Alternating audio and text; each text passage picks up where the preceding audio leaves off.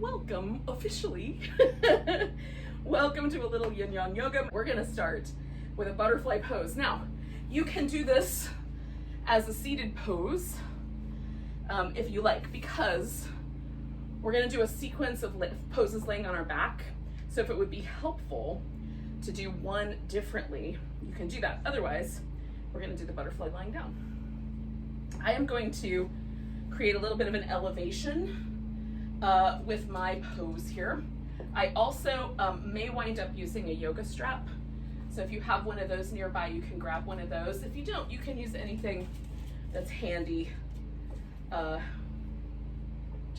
create length, a little more length, so your arm can hold onto your foot behind your back or not.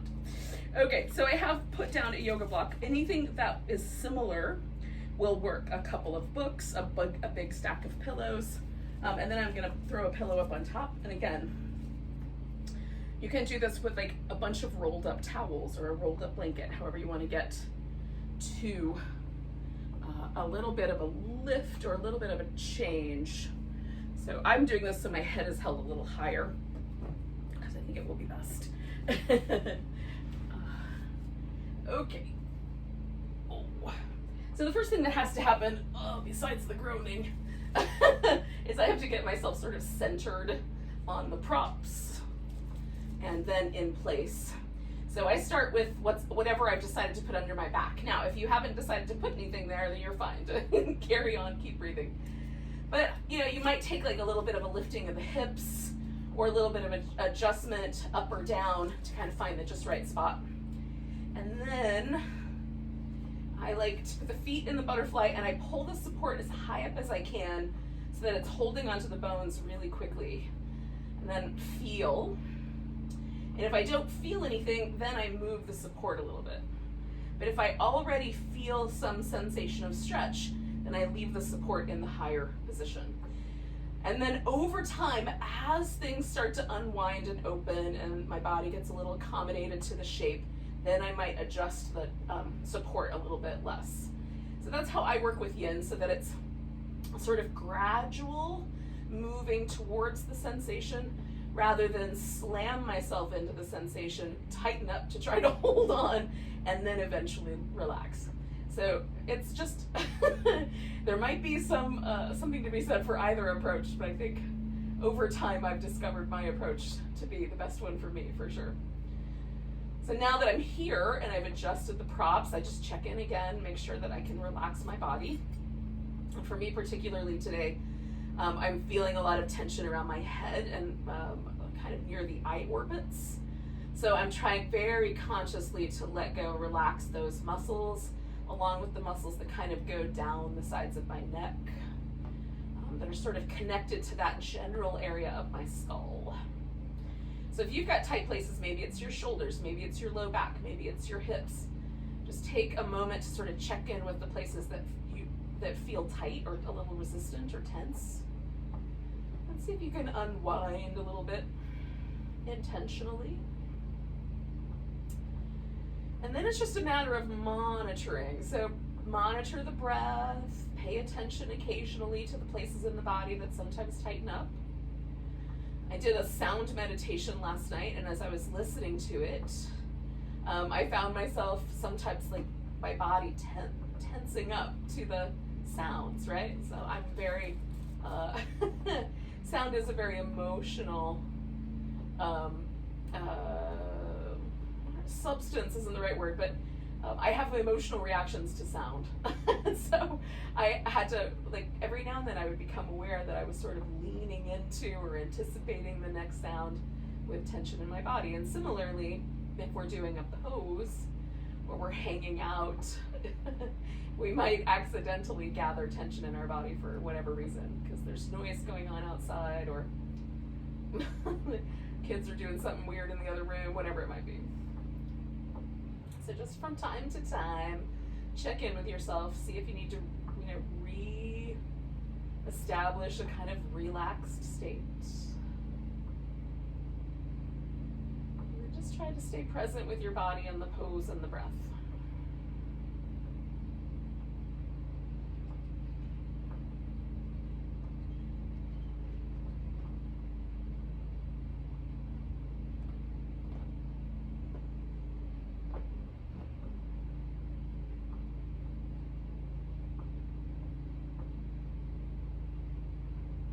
for a little bit longer with this first pose compared to what the other ones we're going to do, but we're going to stay here for about another minute.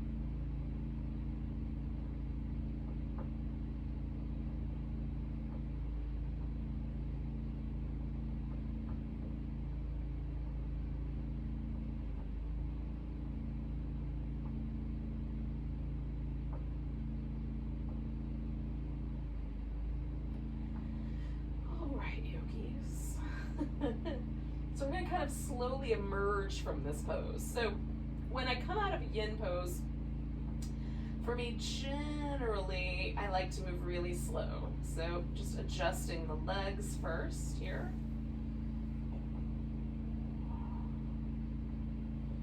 And then often it feels really nice to me to do a little bit of movement. We've been kind of remaining still for a period of time. So once the pose is kind of undone, or I've come out of that shape, it feels kind of nice to move in.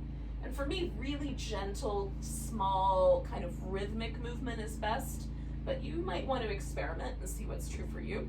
All right, so I'm setting my blanket off to the side, and I'm just gonna kind of roll off what's under my back and get that out from under me. So again, we're gonna lay on our back. So if you were doing the seated version, then you just, once you kind of feel like your spine is kind of unwound a little bit and you're ready, you can roll down onto your back.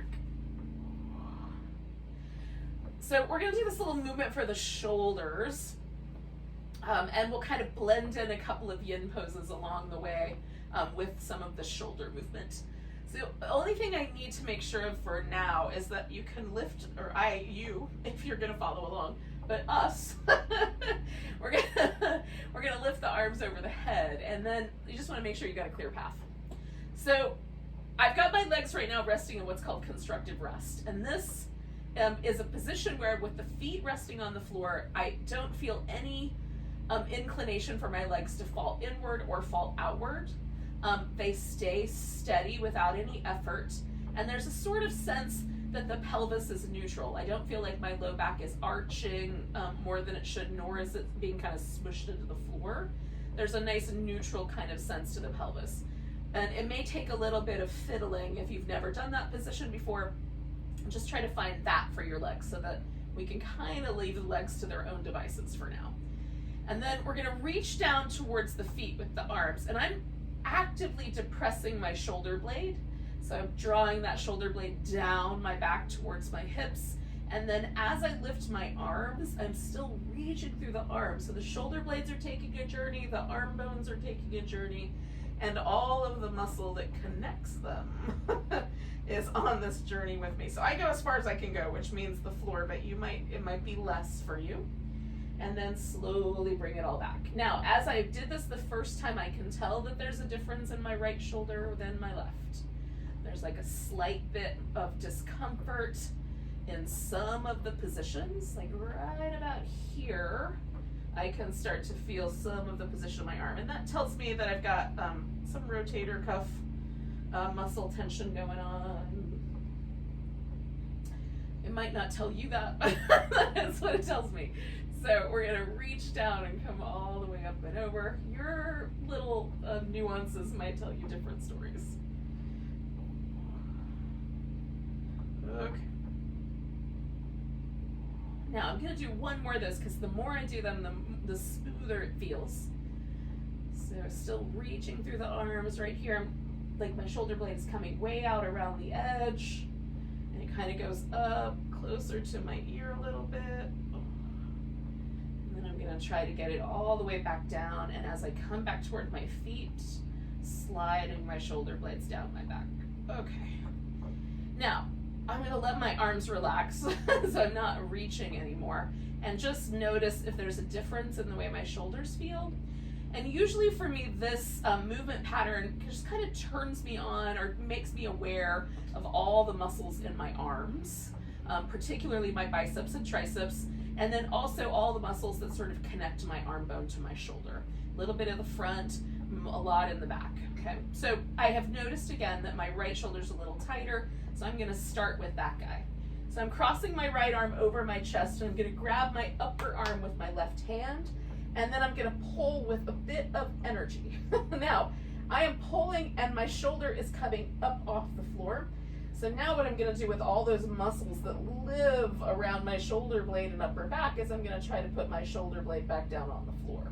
Now, you can try the arm a little lower or a little higher up in the air to try to find a spot that feels really good. I'm gonna turn my head to the left. Oh, now it's good. Okay, so I'm fighting myself a little bit. My shoulder blade's coming to the ground, but I'm also pulling at the same amount. So I'm trying to create a kind of stalemate here. And what this does for me is it releases tension that lives in the muscles that live under the shoulder blade and on the upper back between the shoulder blade and the ribs. Oh, and then letting that arm go. Oh. And again, I'm just gonna take a little bit of rhythmic, kind of gentle movement, and then pause for a second and feel the two shoulders. And it's not a dramatic difference, but there's a slight sense that my collarbone is a little bit lower or even a little farther out to the right. And now there's a more even sense in my shoulders. Before I had a much more tense sensation in my right shoulder, and now there's just slightly more even. Now I'm gonna do my left arm. I'm just not gonna do it for quite as long because there's not as much of that tension. So you can do both of your arms the same amount. If they felt like they were pretty even to begin with, kind of do an even sort of treatment. And then when you're ready, you can just kind of check in. Okay, so the overall sense that I have of having done those two very simple things is that there's a little bit more of a sense of my arm and shoulder blade resting on the floor. So instead of being drawn forward, it feels a little more like it's resting. And there's a kind of pleasant warmth to that area. That's the kind of sensation I'm always looking for from any of my yoga poses. I want there to be a sense of a sort of release in the body, like less tension, more well-being, and that kind of pleasant afterglow is definitely an indicator that things are going well. So we're gonna do a little hip action with each leg. And the first pose that we're gonna do is we're gonna just throw in one leg up on top. So this, with my knees stacked closer to the center line, is like the shoelace pose in the yin world and the cow face or gomukhasana in the regular yoga, yang yoga world. And that right there might be enough. So just feel the sensation in your outer hip. And if that feels like that's enough sensation, don't go anywhere. The second option is to bring the legs, still keeping them close together. Just bring them in and hold on to them in some fashion, or you could just let them hang out. But bringing the legs closer to the torso then, for me, increases the amount of sensation that's happening in the outer hip. And then the last option is to let the bottom leg go and just hold on to the top leg. So you can let the bottom leg stretch out. And then just the issue with this particular variation is that we can accidentally torque the lower leg bones. So just keep the lower leg bones lined up with the knee so that the action is coming from the thigh bone and not from the shin bones. So you can bring your thigh bone a little more across, you can bring your thigh bone a little more to the outside. And for me, this is a lovely kind of version of the swan or the pigeon pose. So we're gonna stay for a couple minutes. This is where the strap might come in handy. So if it just feels like it's too much to hold on with your arms for whatever reason, you can wrap a strap around the whole kit and caboodle and hang on to the strap, or a towel or a blanket even, to give yourself a little extra support. Speaking of which, I'm gonna give my head a tiny bit.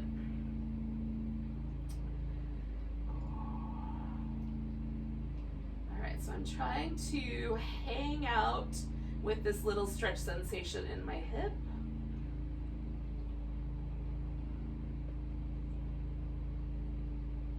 We're about halfway through. We're gonna stay for about another minute and a half.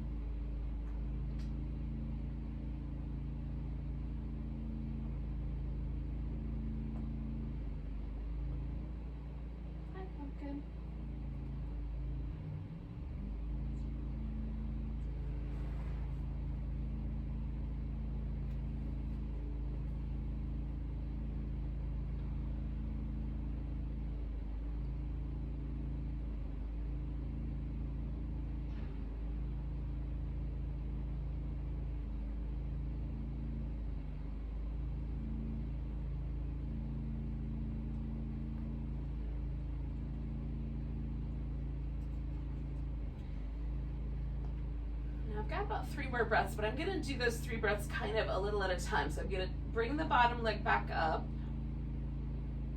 and take 2 of the breaths. And then I'm gonna slowly let this come down to the ground and leaving that leg up on top. Take 1 more breath. And then I'm gonna kind of unwind it. So I just kind of incrementally unwound the pose. Now you could do it all at once, or you could do that kind of incremental unwinding. Just see how it goes for you. Okay. Again, I just check in to see, like, is there anything going on with the hip I just did that feels unpleasant? Or do I feel some of those pleasant markers that I had the last time? And it doesn't feel unpleasant. And maybe this leg feels slightly longer. So that's kind of interesting. And then when you're ready, you'll just do the other side. So I'm gonna start with just throwing the leg up on top. See if I feel anything. Bring the legs in closer. See if I'd rather do that version. Try the longer one. Yeah, that's the one. So I don't always pick this one, but today this is the one. So I'm gonna hang out here for a couple minutes, about 3. We'll stay for about 3 minutes.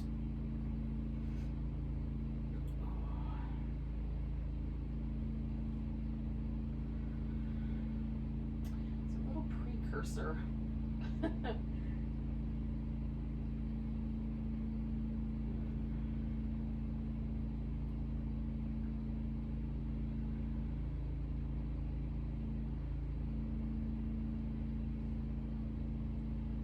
Trying to find like the right amount of like release in my right leg and angle of my left leg. And then once I find one that I think is pretty good, I try to just hang out with it to the degree possible. If it feels like you're trying to grip to hold it, play with it a little bit more.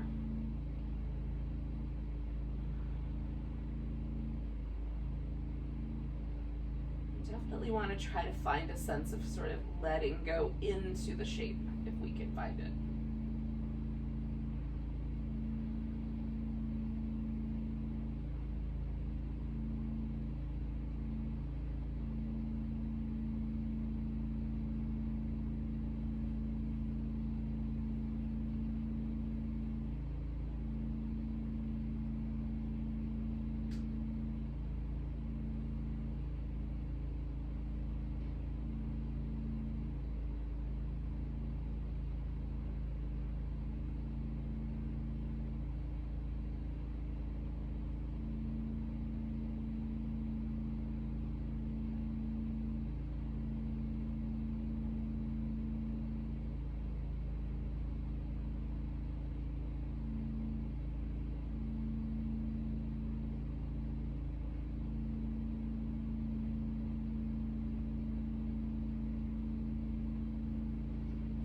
about 30 more seconds. That's for me about 4 breaths. So again, I'm gonna do this little kind of play. I'm gonna bring this leg in and hang on to that for a couple breaths.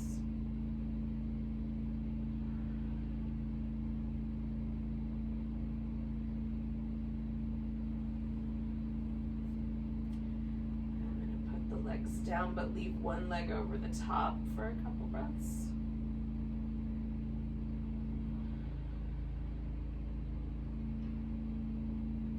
And then I'm just gonna unwind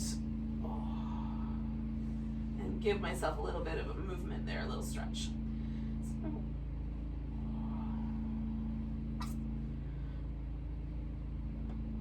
All right, now we're done laying on our back, but we're gonna do 2 poses laying on our belly. So if you want to do a little bit of movement before you get there, you definitely can. And then when you're ready, we're just gonna flip over onto the belly. We're gonna start with a short period of time in the Sphinx. So you can prop up on your elbows, that's the Sphinx. You can prop up on your hands, that's technically a seal.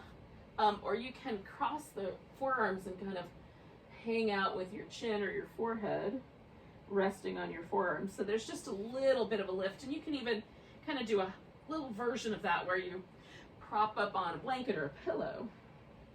So there's a tiny bit more, like there's somewhere in between. That's the crocodile. So you can make it a little closer to the crocodile, but also some sphinxiness with the blanket underneath your forearms. So be creative, yogis. What we're looking for with the back bend here is that we're not being too pushy. So if we're really pushy with these back bends, we can, potentially put the discs under a lot of pressure, and there's no reason to do that. We're already doing that with life. Taking chances with our low back discs every day. So I just get to a place where it feels like that's a comfortable amount of extension in my back. There's a comfortable kind of arch there. And then I try to pause. If I go up to the seal, that feels like way too much pressure, especially around that S1, L5 area, which is so vulnerable. So I really don't want there to be any sense of pinching or pressure in one particular spot.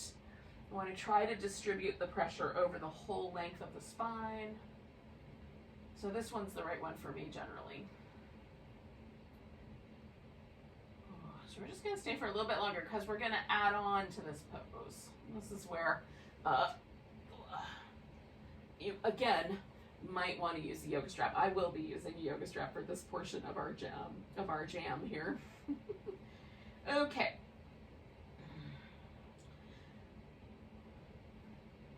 Now, what we're going to do is a frog. And we can stay with the Sphinx arms. You can go to the crocodile arms. You can go to the seal arms, right? So all of those arm positions or upper body positions, you can use any one of them. But we're going to add the leg into this. So you're going to roll a little bit to one side and then hike the leg up. And then see if you can roll back so that you're mostly level. So that's the first option. And not everyone, like everybody's hips are built a little differently. You might be leaning quite heavily to the left. You might actually lean a little to the right. For me, it's somewhere in the middle of that. So there's a little slight sense that I'm leaning into my left, but not a terrible amount. And then you can kick your foot out wider, bring your toes in closer. And the sensation here is not dramatic, but there is a sensation in my hip. Now you can also take this back leg, the one that we're not hiked up with, and bring that foot in towards you and even hold on to the foot. So for me, that's best done with a strap. So I'm gonna set myself up for that, and then I'll come back.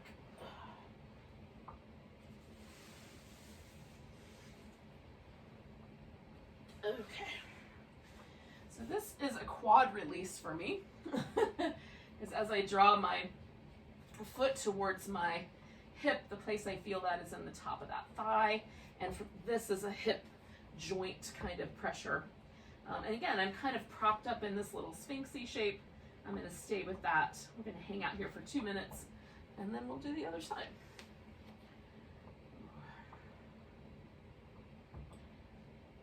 Again, make little modifications. You can even add a blanket down under the hips if you like, to make, like if your hip bones are pushing into the floor a little uncomfortably, you could make the area softer under your hip. I know, like having carpet and a yoga mat is very nice. So if you have wooden floors, like that might be the thing to do. I would definitely do it if it were, yeah, if I were in your place.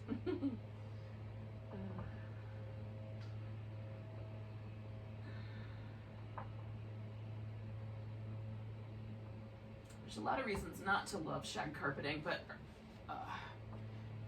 one of the reasons to love it is that it's very soft and squishy. For sure. It's a yoga prop unto itself.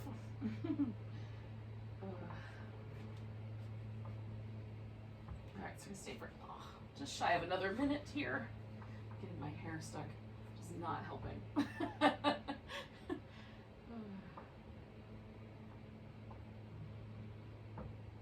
And again, my task, now that I'm here, is to try to relax as much as possible. So I'm in the little shape, I'm trying to let myself go. Breathe.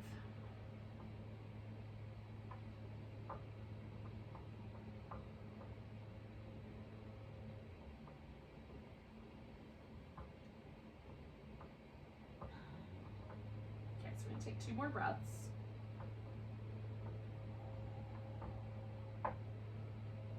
So I'm going to let go of this leg that I'm holding onto with the strap first. And I don't know that I'm going to shake the strap off just now, but I will in a second. Then I'm going to roll pretty significantly to that side and undo the other leg. And before I go anywhere, I'm going to give myself a chance to, oh shoot, that didn't work. Oh well. Give myself a chance to just relax. I was trying to do 2 things at once, yogis. Relax and hook myself up for the next round. It did not work. Now, I can tell there's a little bit of an asymmetry, right? I was doing slightly different things with each leg. So like the front of my right hip feels very soft and the front of my left hip feels a little more lifted. But if I feel a little higher up, like closer to my lower back, the left side has a kind of pleasant warmth to it. And the right side's a little different. So there's just a little bit of asymmetry. So you can take a little longer if you like to get yourself into position on the other side. But when you're ready, we're going to do that same thing. So we're going to have a little frog leg going one way, and then technically this other leg is also a frog. It's just a different a different system's version of the frog. Oh, I've got to get this little buckle off my foot in that way. Okay.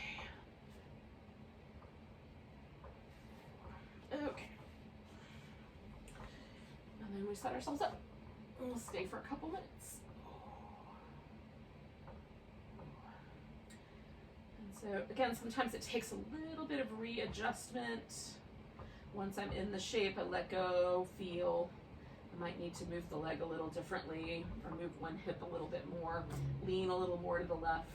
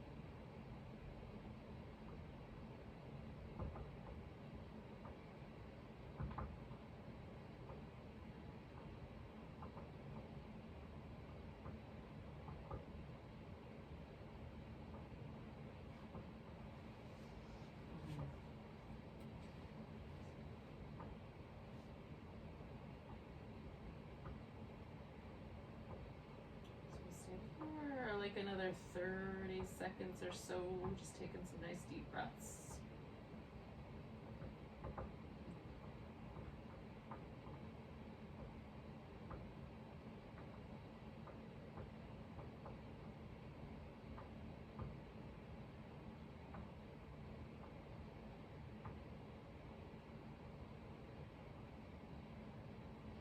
All right, yogis, so to unwind this, again, I'm gonna let go with this longer leg first, then I'm gonna roll out of here.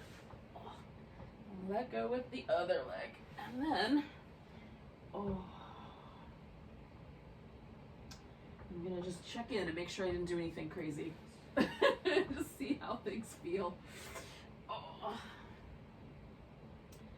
And there is a little bit more of a sense of symmetry to my hips, and it's a kind of pleasant release across the front of the hip and within the hip itself. So I'm going to take a child's pose.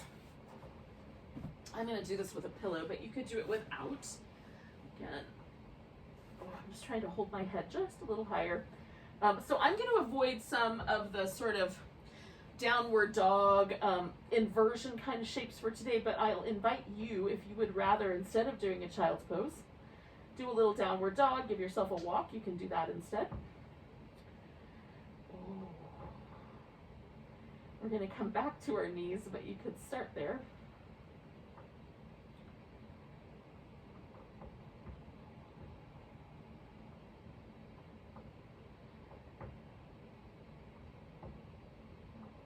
Take about 3 more breaths.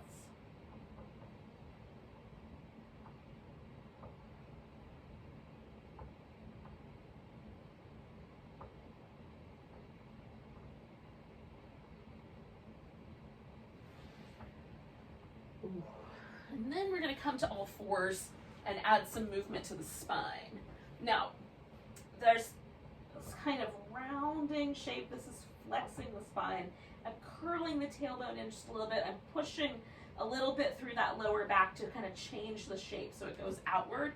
It's not really going to change much, but I am accessing the muscle in that area. And so the other shape, like the low back is more familiar with this shape, but the upper back I'm trying to kind of change, get the shoulder blades slightly up. I feel like I'm sort of trying to flatten that upper back. There's really not a lot happening to the curves of my spine per se, a little bit, but the muscle around them is being affected, and that's the important bit. So up and down to the degree that makes sense to you. You can also do these little sidewinder shapes where you sort of look out towards the hip in the back.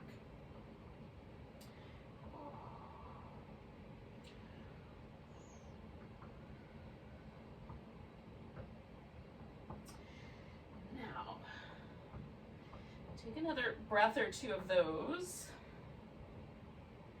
And then we're going to come to what feels like a neutral back. You'll take your right leg back behind you and let it like hang out in space. If you can, take your left arm out as well and reach between those 2 points. And then with an exhale, we're going to bring the elbow and the knee towards each other around the back. Now you might touch elbow and knee. You might even touch your forehead to your knee. Stretch back out, curl in, stretch out, curl in, stretch out one more time.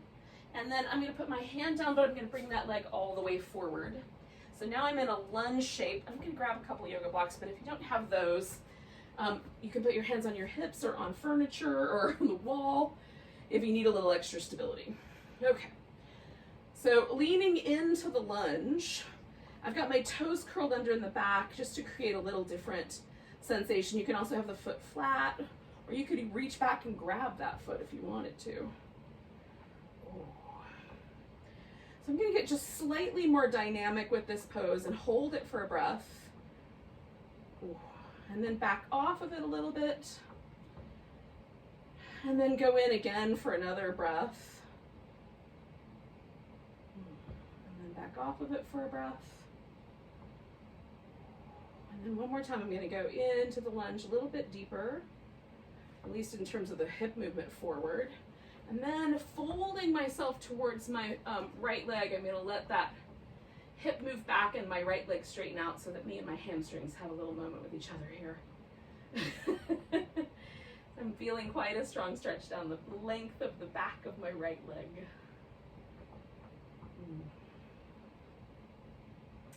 Now I'm going to put both hands slightly on the diagonal. So I've moved my torso slightly to the diagonal, and I'm going to let myself kind of fold a little deeper here. You may not care to do that.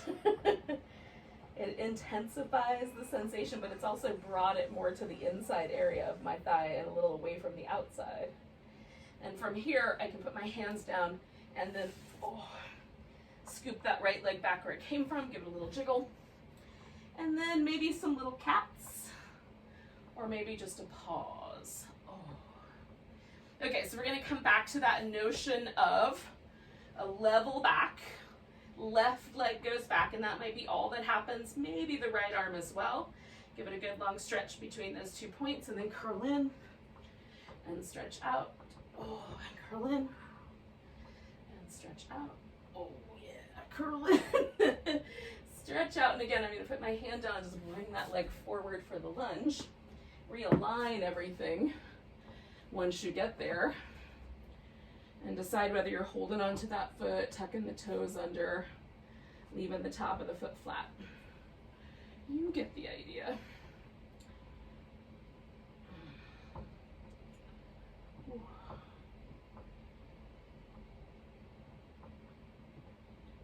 So again, I'm going to back off for a breath and go in for a breath. And it's pretty subtle. I'm not moving a great big amount.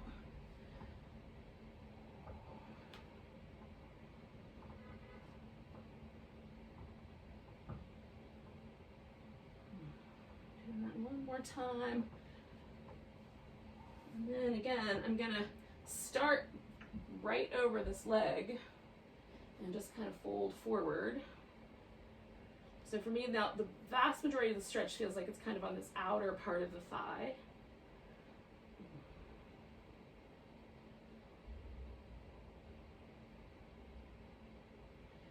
And then the only change I'm going to make is I'm going to sort of angle this slightly more towards the diagonal and see if I can lower a little more into it. Once I come to the diagonal, it kind of got a little softer, so the lowering down is just to increase the sensation back to where, where it was on the outside, so there's a more even approach. At least it seems that way to me. You might have a different experience, yogis. Alrighty, so I can lean to this right side, take that left leg back. And again, you could, if you wanted to, get yourself into a downward dog. You could even throw in a little sun salutation if you want to throw one of those in, or you can come back to this child's pose for a moment.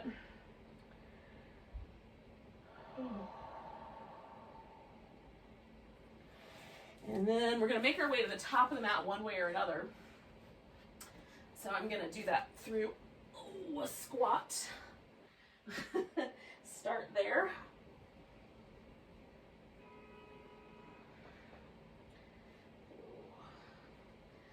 And then I'm going to take myself all the way up to standing. Hello. Feels like a while since I've stood up. We'll find ourselves in a mountain pose. Now, again, I'm going to kind of avoid the inverted positions because they make a headache worse, and I have still the barest inkling there of a headache. So I'm going to hopefully tie my hair back in a way that's not too intense. It keeps it out of my face. And then I'm going to stay more upright, but I will give you the options of throwing in that little sun salutation vinyasa portion if you like. So start with mountain pose. We're going to feet on the ground, toes pointing forward, kind of find this sense of maybe being a little tall. And then I love to check in with the muscle all around me. So sometimes when I first come into mountain pose, I actually feel my thighs working really hard to hold me here. There's a lot of like muscle action and even a little bit of fatigue as I sort of begin to access this muscles of my legs, kind of pressing my feet into the ground, giving myself a little sense of being taller. So let's see what happens as we come around to the second version. Take a nice big breath, reach your arms overhead, maybe grab that right wrist, give yourself a little stretch over to the left. You could also put your left hand in the left side waist. And then coming back, we're gonna shift the weight onto the right leg. Now do any balancing pose that you like. I'm gonna go for a tree with my feet or my foot pressed into my calf muscle, but you could do a dancer, hold on to your foot, or do an eagle, or just lift your leg. Hold on to your big toe, whatever you wanna do.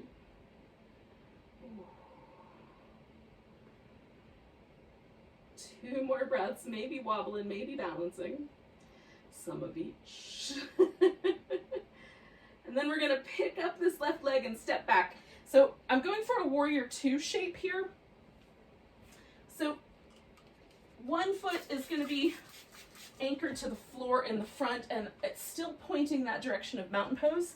The other leg turned a little bit to the side, right? So there's like a tiny bit of an internal rotation there just to follow and allow for my hip. So this leg doesn't feel like it wants to collapse forward. So I'm just kind of matching this notion of being wide to the side. And then once here, you can have your arms up. You could put your arms in prayer. You could wrap your arms behind your back and do a reverse prayer. So you could change the arm position as you like. It's the more traditional warrior two version. You can do a little shoulder stretch by choosing a different arm position. So holding steady for about 2 more breaths.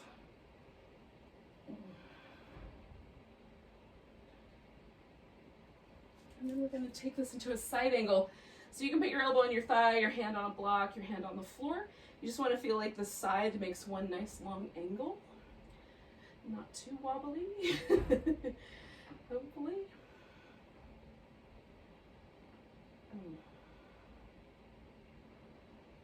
And then kind of slide my hand down my shin. I'm just going to morph into a straighter leg, take a triangle pose.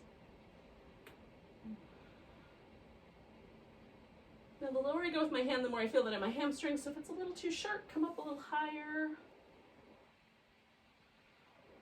Make sure this top arm feels like it's part of your back. Not some strange appendage you stuck on there backwards. And then we're going to take one more balancing pose. Now, you can, when we're done with this balancing pose, put both hands on the floor and step back into dog. Do a plank, lower down, finish the sun salutation. Or you can follow along with me. So I'm going to reach my right hand way out here, take the left leg up, using whatever support you've got around you, walls, furniture, etc. See if you can stretch that whole left side up. So we're still kind of in that warrior one shape, or warrior two shape, but balanced on one leg. Now I'm going to bring this left knee in and put the foot down, and then come all the way up to standing. If you're finishing your sun salutation, do that now. And one way or another, we're all going to meet up in this mountain pose.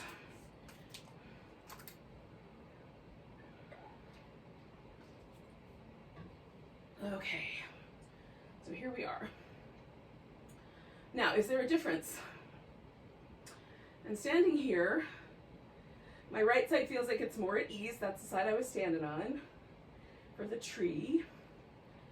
And there's definitely a sort of sense of asymmetry. I can't quite put my finger on it, but it's interesting. So let's do the other side. Oops, hold on. I'm getting ahead of myself. Nice big stretch, grabbing that right wrist, taking it to the, other way. Left wrist, taking it to the right, or putting your right hand in your side waist. Coming back to center, going to your balancing pose.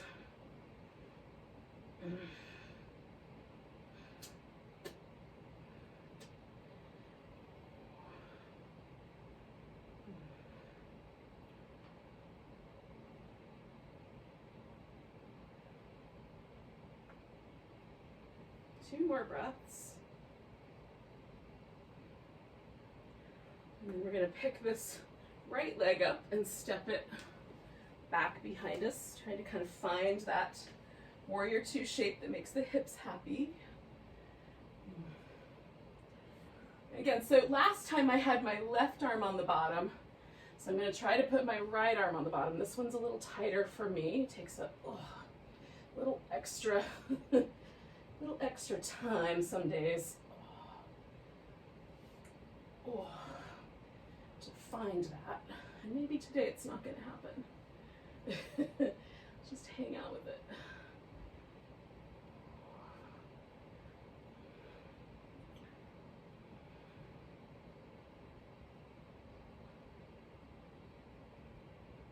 Couple more breaths.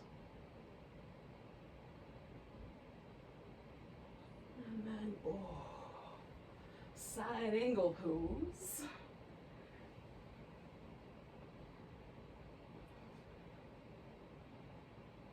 I'm trying to actively stretch this whole side waist. A little lighter in the shoulder. A little wobbly. Turn it into triangle when you're ready.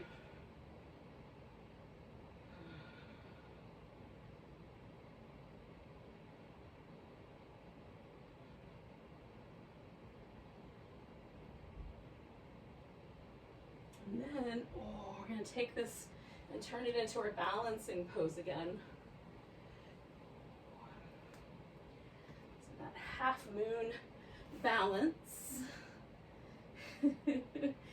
With or without a lot of support from the walls and other things around you. Work. 2 more breaths.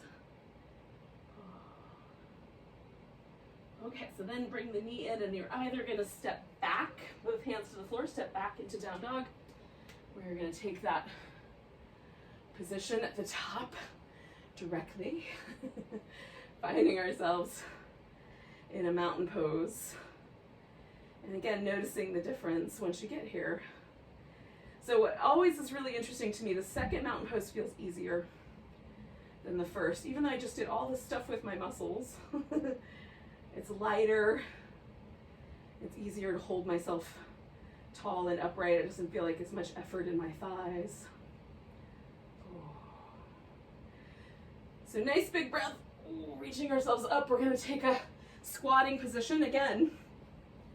If you can, or this might be your first one, you might need the legs out wider. If you can keep your feet closer together, you're certainly welcome to do that.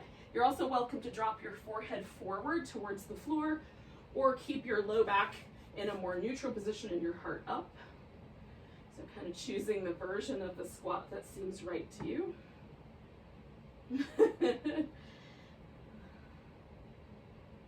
Some people they're close enough to the ground, they can sit down really softly without bruising their tailbone.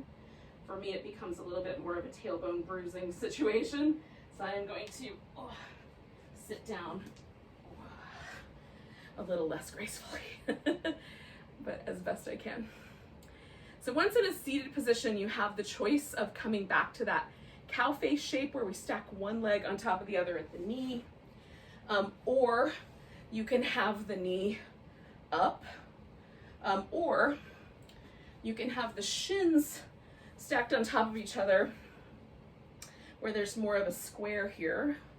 And I do that, and then I just give my ankle bone a slightly more forward position to rest so that it's a little more comfortable on my other knee. So then we're going to sit up nice and tall and kind of make sure the sit bones have weight in them. So there's a sense that the spine is tall, and I'm turning, this is my left leg that's on top, so I'm turning to my left. And I'm just going to pause here. So the hip opener on this left side for me is the more intense side. Turning towards it has an impact. Not a huge one, but there's one here. Notice if that's true for you, and notice how intense or not intense that impact is. If it's not that intense, stay in the twist. If it is, if it's too spicy, turn back. So I'm turning my head the opposite way. I'm turning my chest towards my left, turning my head towards the right. Not with too much energy, just keeping it light. Somewhere in the Goldilocks, mellow, just right position. Not too much, not too little. I'm finding a little opportunity to turn my upper back slightly more to the left.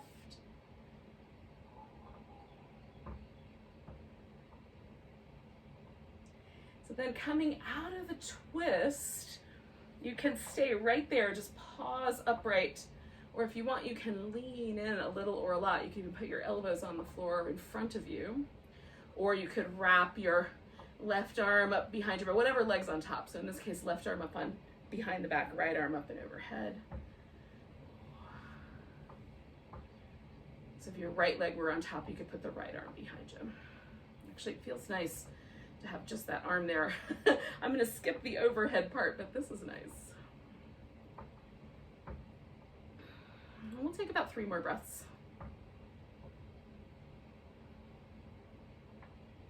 Now I'm engaging a little bit through my abdominals and lifting my heart. So I'm just keeping my back as long as I can.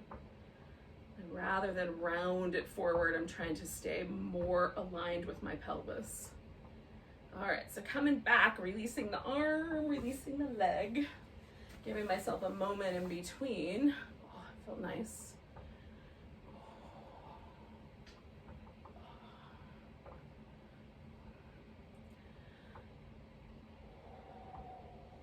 So, doing the other side. So again, you might have your leg up, you might have the knees crossed, you might cross the shins. It's really up to you as to how you land there. Again, trying to kind of lean back slightly, just get really centered into the sit bones. That's the important bit. You might feel like you're a little more forward or a little more back. For me, it feels slightly to the back to weight the sit bones really carefully. And then add the twist, and then I can lean a little bit forward to kind of change it up.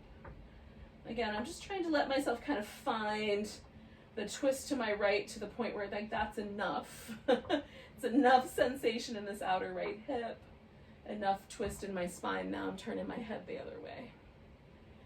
And sometimes there's a tendency for the torso to follow the head, so just be mindful of that. If you choose to turn the head, see what happens, and see if you can keep your torso turning the same way without losing it.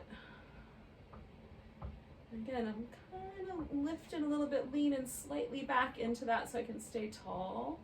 There's a tiny bit more room to twist. And breathe. We'll do about 3 more.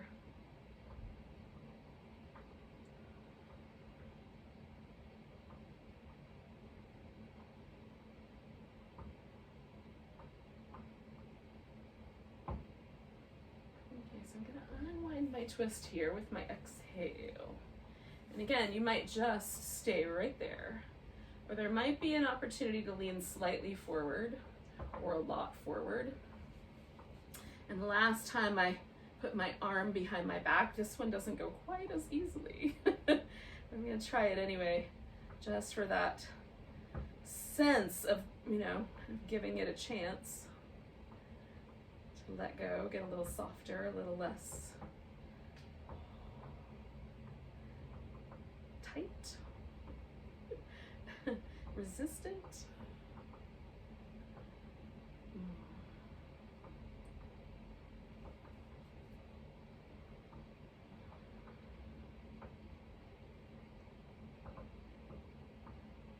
I'm just reactivating just a little bit through my abdominals, keep my spine nice and tall.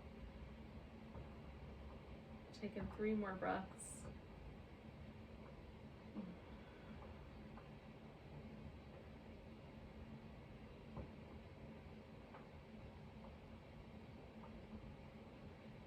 Releasing that arm. Leaning back, releasing the leg. Oh. Now,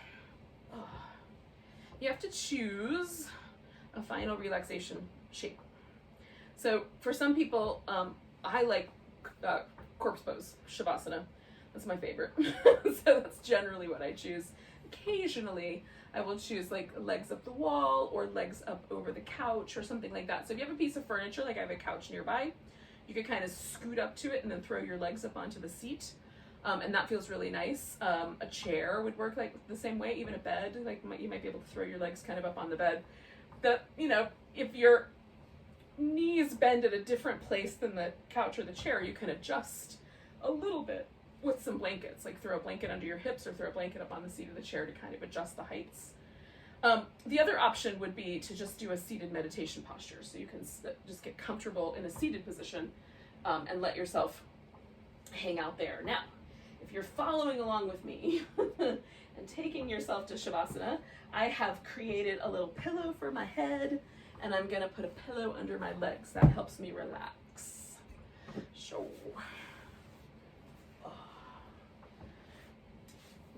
I'm probably gonna do a little of this. Oh yeah. Just a little kind of happy baby. Oh, back massagey. Niceties. And then pull this pillow right up into against my hip a little and stretch the legs out. Now I find for my low back, the closer I get the pillow, the better. But some people like the pillow down a little more under the knees or a little more under the shins. So you may have to do a little bit of an experiment. And then snuggle your shoulder blades kind of into a neutral position in your back. I want my upper back to feel like I'm standing in mountain pose a little bit. So there's a sense that, you know, my shoulders are a little bit away from my ears, that gravity kind of has my arm bones. But lay down. And then if it's really chilly where you are, you can certainly cover with a blanket. It's pretty toasty here this morning for me anyway. So I will forego that for now. Sometimes I have to fiddle with my head support if I use it. So get everything just right and then let go. That's the whole ticket to the final relaxation, is that you are finally relaxed. Let your whole body be held by the floor, by gravity.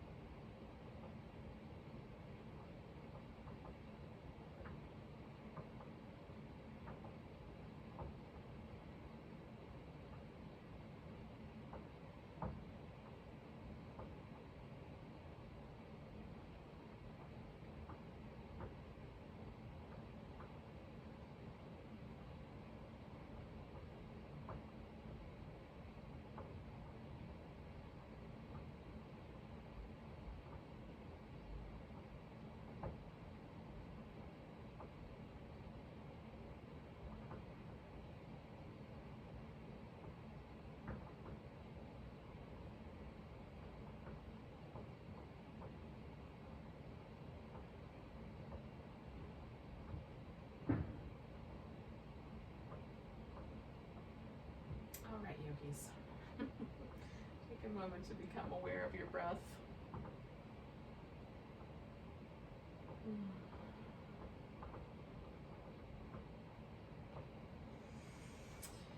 You can wiggle your fingers and toes and stretch and wiggle and stretch a few times.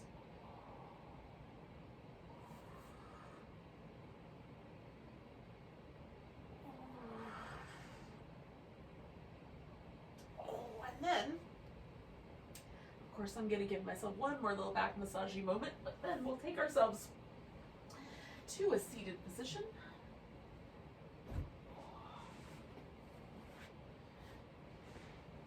And say goodbye to each other for today, or at least for now. So thanks for joining me, yogis, for a little yin-yang flow. Let's take a big breath. And a big sigh. Enjoy the rest of your day, everyone. Namaste.